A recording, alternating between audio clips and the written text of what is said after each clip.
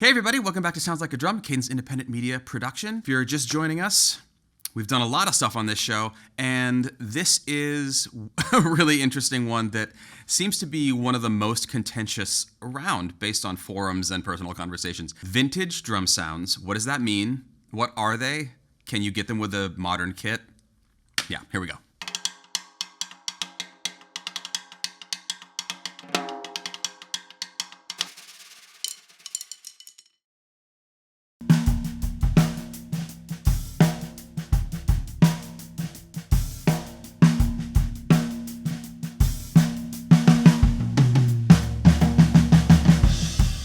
This is going to be a lot of information. I'm going to try to move through it fairly quickly and not dwell on any aspect of this too long because it's got a lot of facets to it. But when people talk extemporaneously about a vintage drum sound, immediately it's the same as if you're talking about cars or something. Like there's no such thing as the de facto vintage car. Like there's old of every kind of car. So we have to kind of compartmentalize this a little bit, and we're going to kind of run down a list of the ways that I think about this, and hopefully this is going to be helpful, educational, and help you get the sound that you're imagining when you're thinking, I want this to sound vintage. Monster thanks to our Patreon supporters. There's going to be a lot of fresh new content on there, not from just this video, but every video, and also the exclusive Cymbal series, which is going now. We've been talking about it for ages, and we finally have everything together to do it. So jump over there, check out where we're going with that.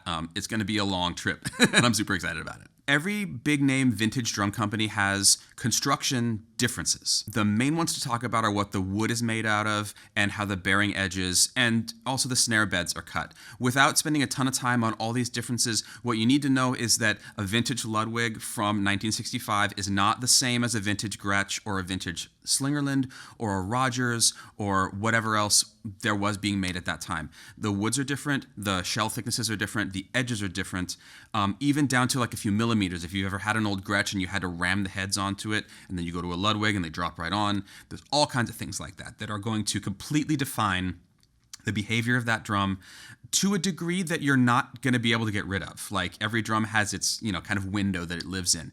So you can't just say, I like the sound of a vintage 12, 14, 20, because they are all different, and within a single year, they're also different. Guitar players, if there's any of you watching, I know that like a 61 Telecaster, that's not one guitar. Like the month that they made the one you like, there's a whole bunch that are terrible, or there's one that somebody else likes better. Drums, same thing. So we're going to just go ahead and set aside the idea that there's such a thing as a vintage drum that makes a vintage sound. They all make the sound that they make, and their construction and also the hoop choices that company uses seriously define that. Even the difference between a 2.3 millimeter and a 1.6 millimeter triple flange hoop, it changes how it sounds, how it feels, and everything that it does.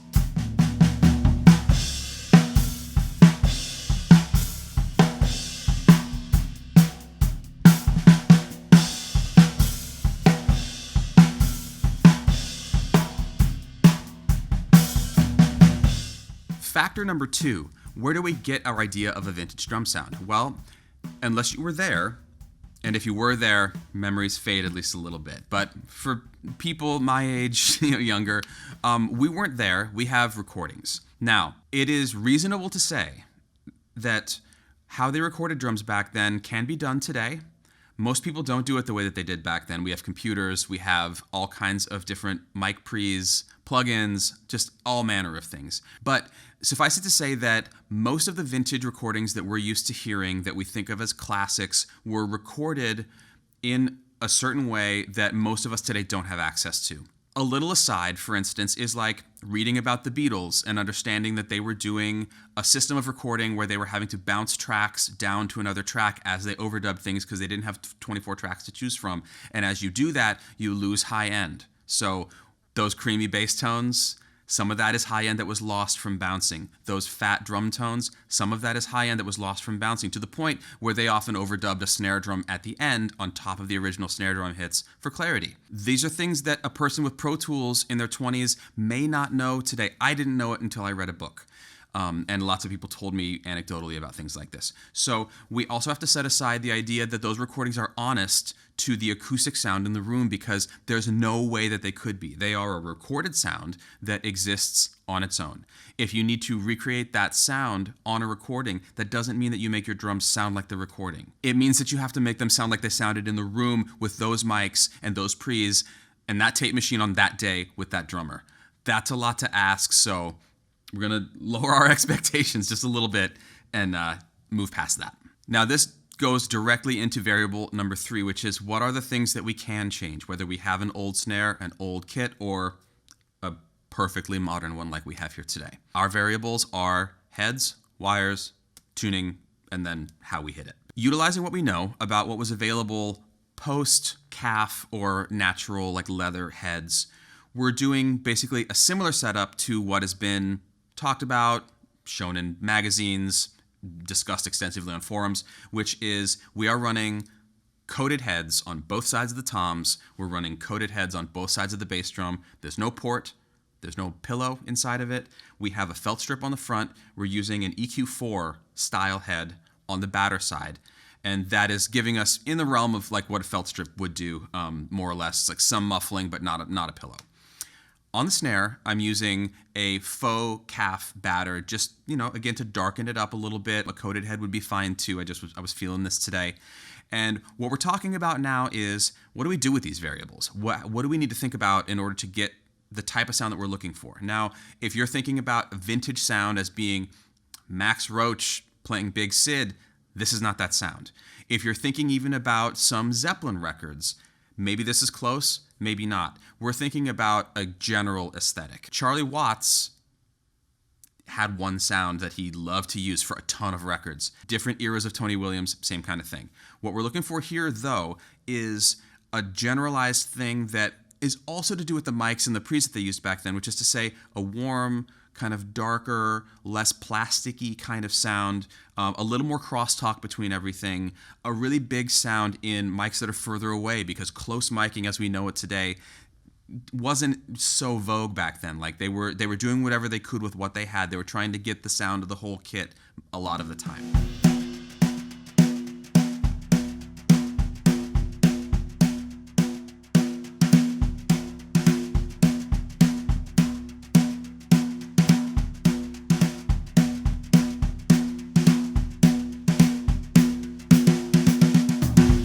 Now, you will notice in the playing examples that there are close mics on the drums. The reason why we're doing that is because, as usual, we're not EQing or compressing anything. If you're doing something like stereo overheads and a kick drum mic, the sound that one is used to hearing on a recording when it's all done has compression, probably some EQ, maybe, some of the lows rolled off, different things like that to bring the whole kit together. Since we don't do that here on the tutorials and we're just running with acoustic sound, we're miking things up like we normally do, but the close mics are extremely low in the mix. And if you want to hear some different combinations, including compression and EQ, to kind of go towards some of those older sounds that we're used to, that's going to live on the Patreon. Run over there and check that out. A curious myth that lives on the internet and elsewhere also is that one of the fundamental components of a vintage sound is that the heads are worn out, that they're banged up, that they look heavily used, and that's fundamental to what is described as a vintage sound. I personally think that that's nonsense. It's a sound, and if the guy whose sound you're trying to recreate was using drums that had heads that were trashed on them, that could be a rabbit hole to go down. But don't think that you have to do that. I mean, I don't know. If you like the sound that the drum is making and the heads on it are trashed, that's fine. I mean, I have a couple drums that I haven't changed the heads on in years because they sound good to me. But that's not for a vintage sound. It's just because it sounds good, so I'm not going to spend the money on another head to change it. So that said, these are all brand new heads. I changed all of these right before we shot this. I tuned them up, played them. That's it. Heads do have a break-in period and they change over time. That's, of course, a real thing. But understand that you can get a warm, cohesive, and sort of boomy sound that, makes me think of these kinds of recordings without having to go down a sort of shifty variable path of like trashed drum heads. Most of us have some trashed drum heads laying around, so you can try it out for yourself. Like if you have a very modern drum, put a janky old head on it, you'll get a kind of a janky sound for sure. And we've gone down that rabbit hole here for sure. But I don't think that janky and vintage are necessarily the same thing. Now you've heard these in individual beats and some grooves and things like that. Let's do individual hits on each of them and see what they're doing alone.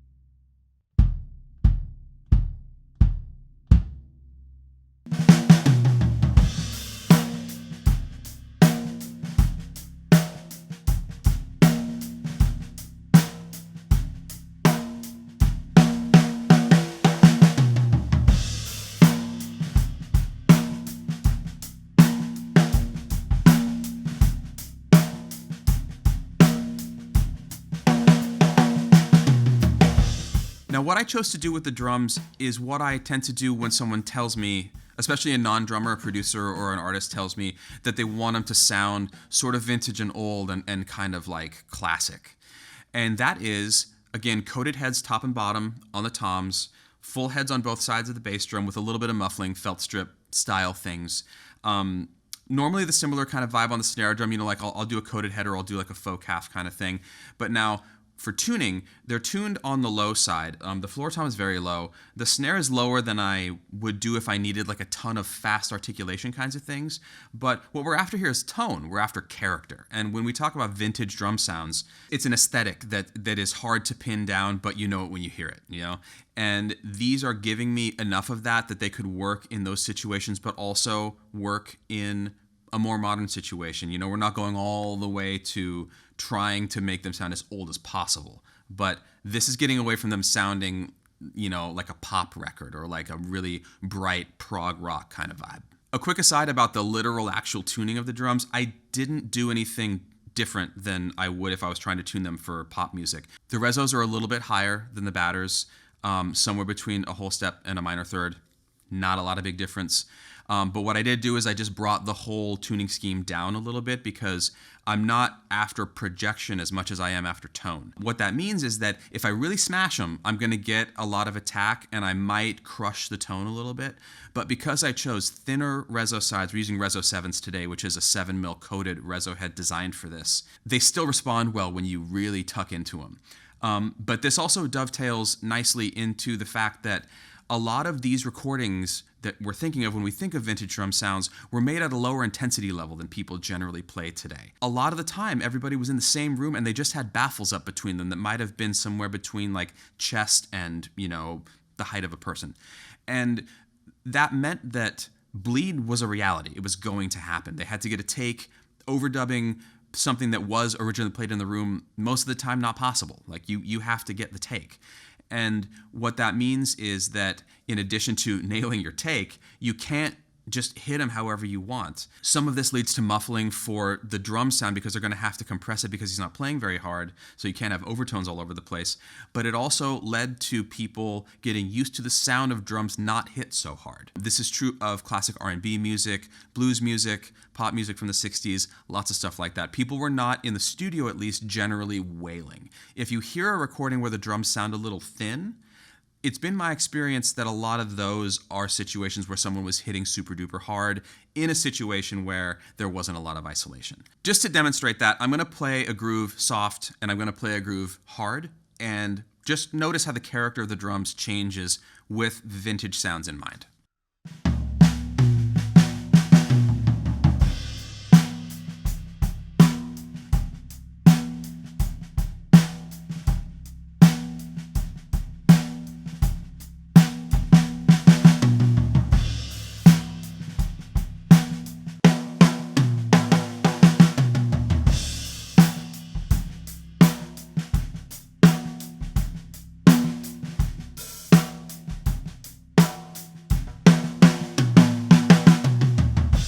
Now, let's talk about content. The way that people played music back then, some of the music is real different than things that have come since. There's sort of a pushback toward that kind of simpler playing, more thoughtful choices, things like that. It's a little bit less of a more is more attitude these days, at least in the pop and like what I hear on the radio music world, as well as the gigs that I do. You don't expect to hear these type of sounds in like a super dense, like Zappa kind of thing, or prog rock. It doesn't mean that you can't use them.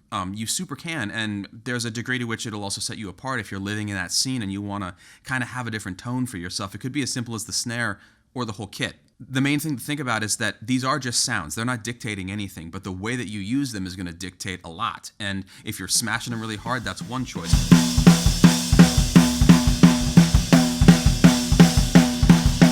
If you're playing very sparsely, or if you're playing super dense, these are other choices.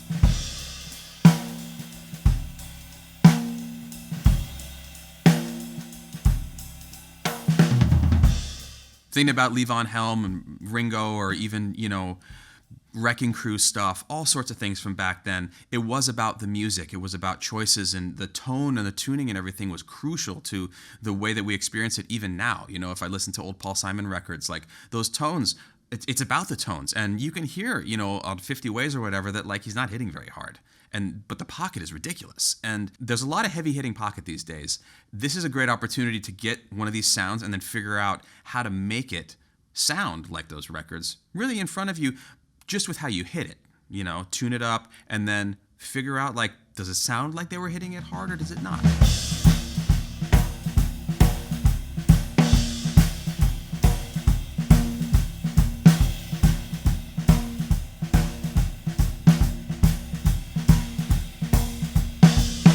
So basically, to sum up, you don't need vintage drums to get what we think of as a vintage sound, but then again, that is a totally questionable term to even use, because again, every vintage drum sound is different, every player is different, and that player is a big factor in the sound, fundamentally anyway. But most any sound that you've heard is achievable to within a narrow margin if you're thinking about how that player was hitting the drums, what sorts of drums they were using to a degree, but more importantly, the touch, the tuning, the head choices, and the overall intensity of the performance as well. And never ever forget that if they did that into one microphone versus a ton of close mics and a lot of mixing and things, those are worlds apart. Like they could not be more different, right down to whether or not they put tape on the snare drum or not. All right, thank you for coming along on this extended odyssey about this idea of vintage drum sounds. We really appreciate it. Thank you so much for watching, and please like, comment, and subscribe. Hit the notification on the bottom so you hear about our new videos.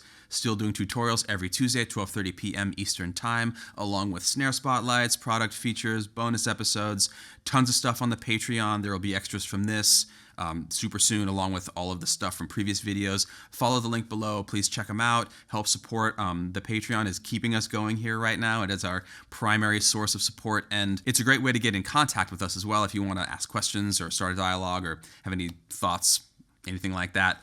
And speaking of thoughts, please let us know your thoughts on vintage drum sounds. And that could include who defines that for you in terms of players or records, what you do to lock that down, if you use vintage drums to get that, or if you found that you didn't need to, and what your favorites are in terms of things that have influenced the way that you play. Because I don't always tune my drums to sound old, but the drummers from back then who made those sounds definitely influenced my playing choices and my touch, and far less the gear that I buy. It's mostly about the playing.